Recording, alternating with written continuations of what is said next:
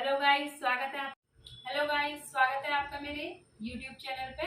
आज का जो मेरा ये वीडियो है कुछ आसनों पे आधारित है। इसमें मैं आपको कुछ आसन करके बताऊंगी। उन आसनों के क्या क्या फायदे हैं हमारे जीवन में, और ये आसन किसे करने चाहिए, किसे नहीं करने चाहिए, उन सब के बारे में डिटेल रहेगी आज के मेरे इस वीडियो में। कुछ आसन जैसे कि मैं नाम बता देती हूँ आपको: धनुआसन, गो पोज, हलासन और चक्रासन, व्हील पोज और उष्ट्रासन, कैमल पोज। इस तरह के कुछ आसन रहेंगे। चलिए स्टार्ट करते हैं। गो पोज करने के लिए, धनुआसन करने के लिए हम अपनी मैट बिछा देंगे। उसमें पेट के बल लेट जाएंगे। इस तरह से धीरे धीरे पेट के बल लेटना है आपने।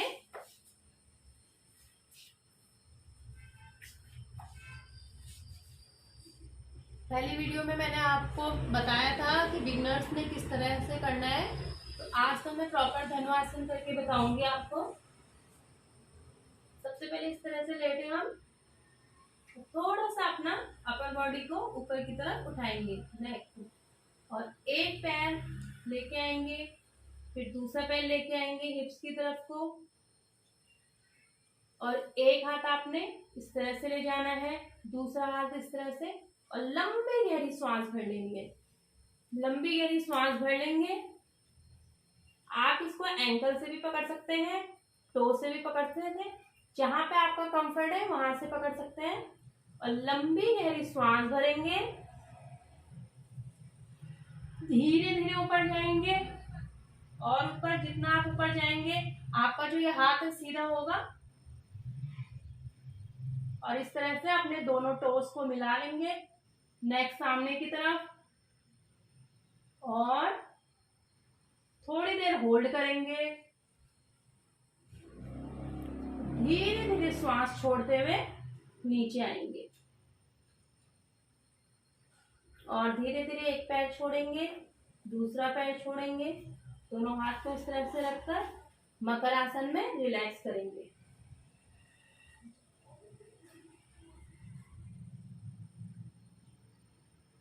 इस तरह से रिलैक्स करने के बाद आपको इसका काउंटर पोज भी करना है।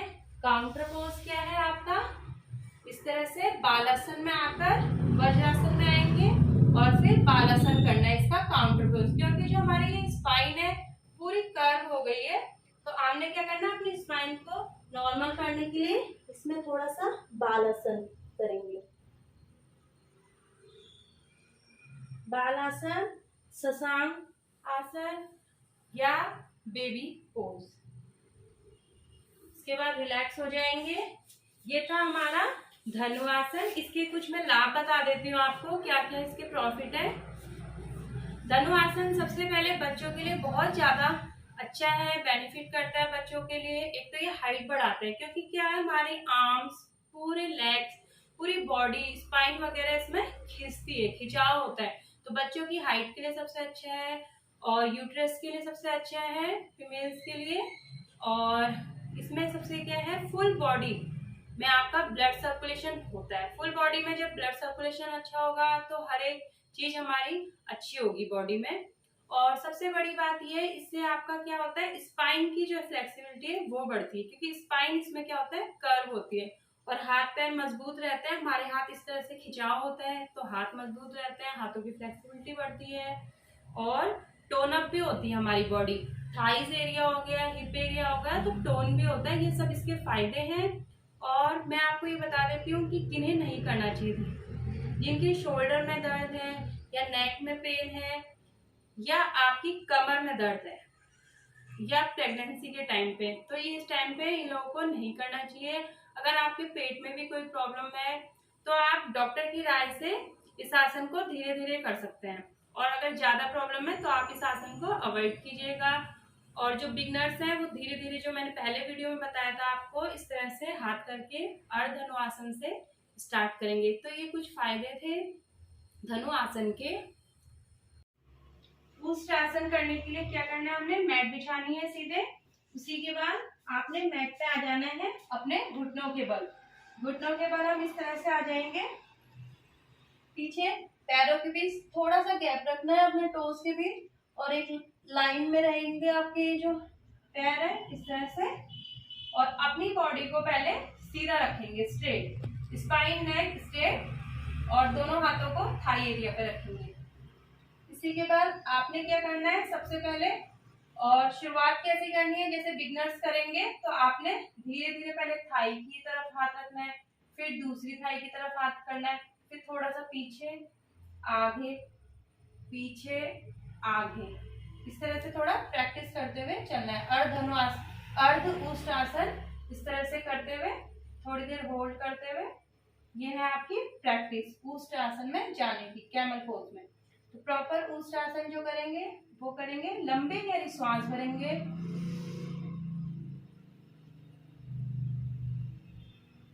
एक हाथ आपका पहले एक एड़ी पे जाएगा, फिर दूसरा हाथ जाएगा दूसरी एड़ी पर।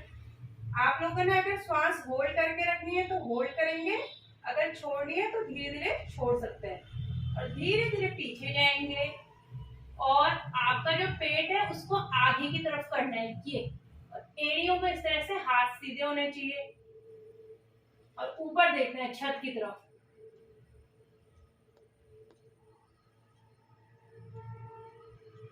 इस तरह से पेल्विक एरिया को आगे की तरफ, पेट को आगे, ऊपर देखना है छत की तरफ। थोड़ी देर होल्ड करेंगे,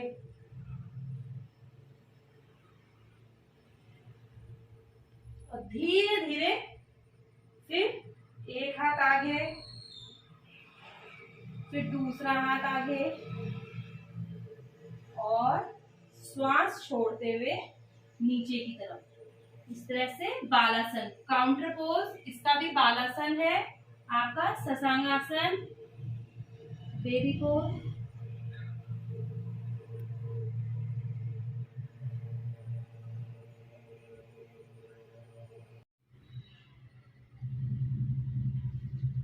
तो ये था आपका काउंटर पोज उष्ट्रासन का। काउंटर पोज जरूरी है, मैं आप सब लोगों को बताती हूँ, हर आसन में काउंटर पोज इसीलिए बताती हूँ क्योंकि जैसे अब इस वाले आसन में आपकी स्पाइन पीछे की तरफ मुड़ी है, तो आपने क्या करना है, काउंटर पोज करके स्पाइन को नॉर्मल स्थिति में लेके आना। तो ये था हमारा उष्ट्रासन। उष्ट्रासन के भी काफी फायदे हैं, बड़ों के लिए भी और छोटे बच्चों के लिए भी। उष्ट्रासन से सबसे पहले तो हमारी स्पाइन की फ्लेक्सिबिलिटी बढ़ती है, रीढ़ की हड्डी में हमारा लचीलापन आता है।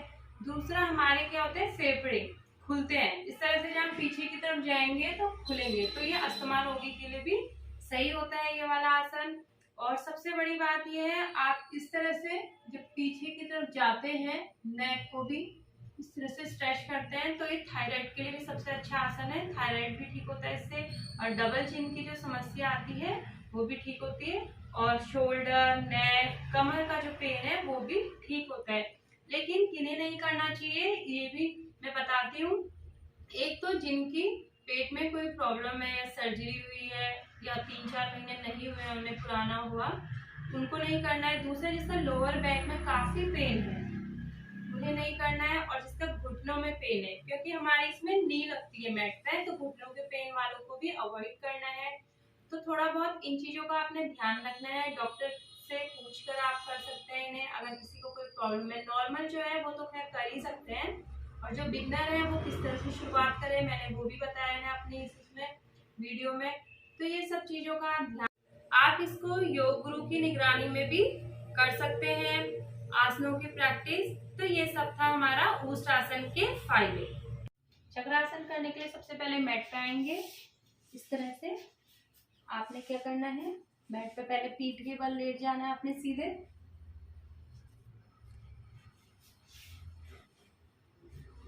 इस तरह से लेट गए, रिलैक्स होंगे।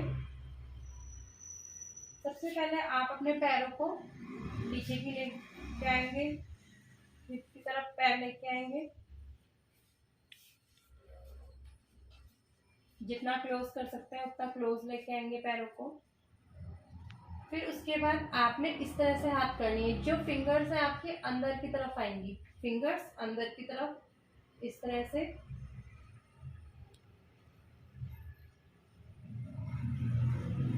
पैरों को इस तरह से, और लंबी गहरी सांस भरनी है आपने ऊपर जाते हुए। अगर आप ऊपर होल्ड कर सकते हैं सांस को तो होल्ड कीजिए, और नीचे आते समय सांस छोड़नी है आपने।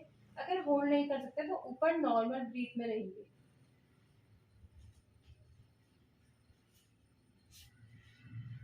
लंबी गहरी सांस भरेंगे। इस तरह से पैरों को क्लोज लेके आएंगे हिप के और हाथों की उंगलियों को इस तरह से अंदर। लंबी गहरी सांस, धीरे धीरे उठेंगे। आपने हाथों को ज्यादा से ज्यादा सीधे करना है और पैरों को भी सीधे करना है ज्यादा से ज्यादा। और इस तरह से नेक को बिल्कुल ढीला छोड़ देना है पीछे की तरफ।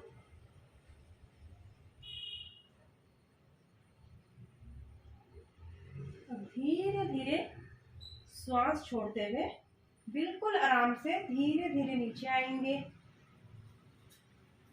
पैरों को बिल्कुल सीधा रखेंगे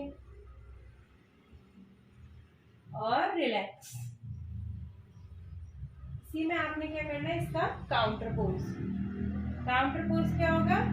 पवन मुक्त आसन इसका काउंटर पोज है।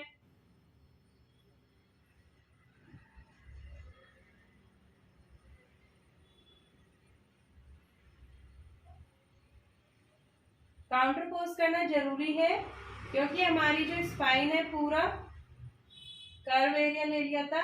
व्हील पोज का मतलब होता है पूरा व्हील की तरह, टायर की तरह। इस तरह से हमारा जो स्पाइन है राउंड हो जाता है। ठीक है, चक्रासन का मतलब ये होता है।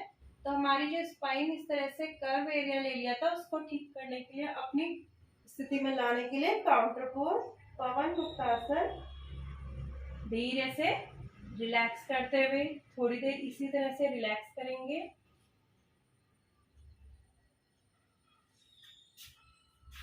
धीरे धीरे बाईं करवट लेके उठ जाएंगे। तो ये था हमारा चक्र आसन, व्हील पोज। इसके काफी सारे फायदे हैं, बच्चों के लिए भी, बड़ों के लिए भी, सभी। एक तो क्या होता है, इससे स्पाइन की फ्लेक्सिबिलिटी बढ़ती है। स्पाइन फ्लेक्सिबल होती है हमारी रीढ़ की हड्डी। दूसरा, फीमेल के लिए यूट्रस के लिए बढ़िया है और बेली फैट के लिए बढ़िया है। इससे पेट की जो चर्बी होती है वो भी कम होती है। अगर डेली हम धीरे धीरे इसे करें तो हमारा बेली फैट भी कम होता है। और हाथों की जो स्ट्रेंथ होती है, आर्म स्ट्रेंथ होती है, वो बढ़ती है। हाथों की मजबूती बढ़ती है, पैरों की मजबूती बढ़ती है और blood circulation all over body में बहुत अच्छा हो जाता है। और यही सब हमारे फायदे हैं। किन्हें नहीं करना चाहिए? जिनकी लोअर बैक पेन है, कंधे नेक में दर्द है, या प्रेगनेंसी के टाइम नहीं करना चाहिए इसे, और या जिसके हाथों में स्ट्रेंथ कम है, हाथों में कलाई में दर्द है, तो वो सब इसको अवॉइड करें और डॉक्टर की राय से करें अगर किसी को कोई प्रॉब्लम है। और जो शुरुआत कर रहे हैं वो अपने योग गुरु के ध्यान में रहते हुए करें। यही सब फायदे थे हमारे चक्रासन के। हलासन के लिए हम लोग मैट पे पहले सीधे लेट जाएंगे।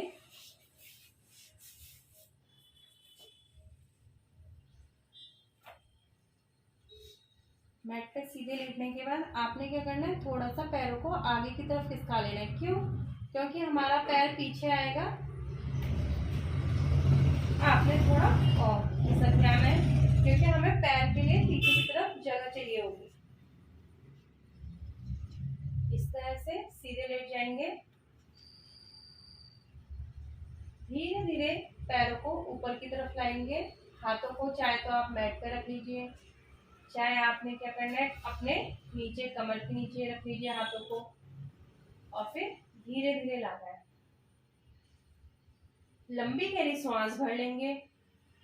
धीरे धीरे पैरों को लेके आए ऊपर।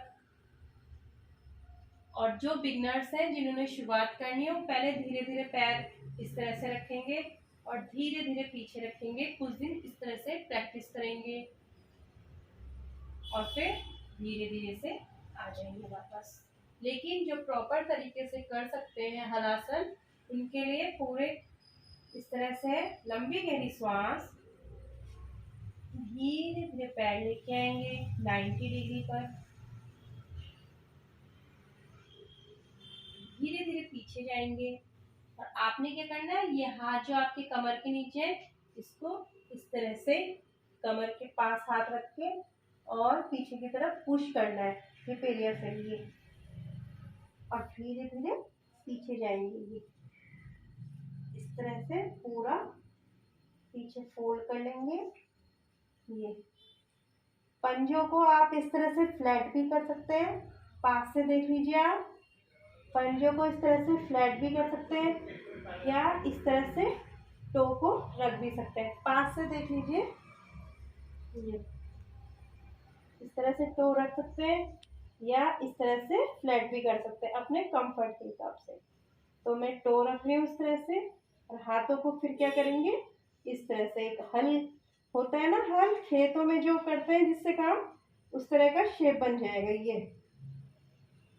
या इस तरह से ये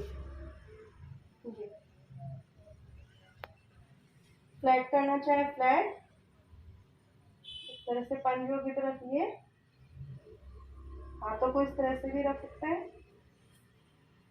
तो ये आपका प्रॉपर हलासन। फिर आपने आने का स्थिति देखनी है, धीरे धीरे आएंगे। मैंने आपको बोला है जिस भी आसन में आप जाएंगे धीरे धीरे जाएंगे, आने की प्रोसेस भी आपकी धीरे धीरे ही होगी। फिर धीरे धीरे पैरों को नीचे रखेंगे और मैट पे सीधे लेट जाएंगे इस तरह से।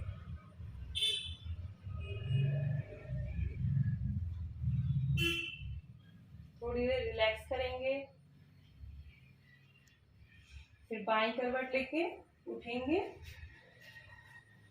और इसमें भी आपने या तो बालासन कर लीजिए या फिर इस तरह से भूनमन कर लीजिए, क्योंकि हमारी स्पाइन क्या है, इस तरह से पीछे की तरफ हुई है, तो आगे की तरफ इस तरह से थोड़ी देर लेट जाएंगे भूनमन करते हुए।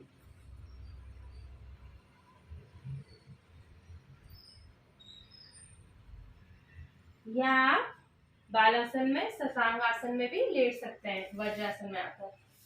ये था आपका हलासन। हलासन के भी काफी फायदे हैं।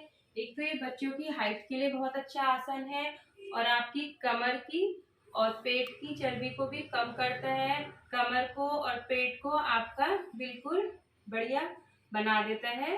और दूसरा क्या है, आपका जब हलासन में आप पूरा पीछे की तरफ अपना पैर ले जाते हैं तो क्या होता है, हमारा ब्लड सर्कुलेशन पैर से लेके पूरा हमारा अपर बॉडी की तरफ जाता है, सर की तरफ जाता है, हेड की तरफ। तो इससे क्या होता है, एक तो हमारा जो माइंड का कॉन्सेंट्रेशन है वो बढ़ता है, माइंड की जो भी है ब्लड सर्कुलेशन काफी अच्छा होता है और बच्चों के लिए बहुत अच्छा है ध्यान के लिए।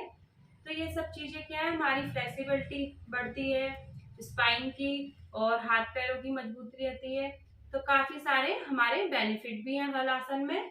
और दूसरा क्या है, हलासन किसे नहीं करना चाहिए, हलासन उन्हें नहीं करना चाहिए जिनकी लोअर बैक में पेन है या नेक में पेन है या कंधों में दर्द है, इनको अवॉइड करना चाहिए हलासन।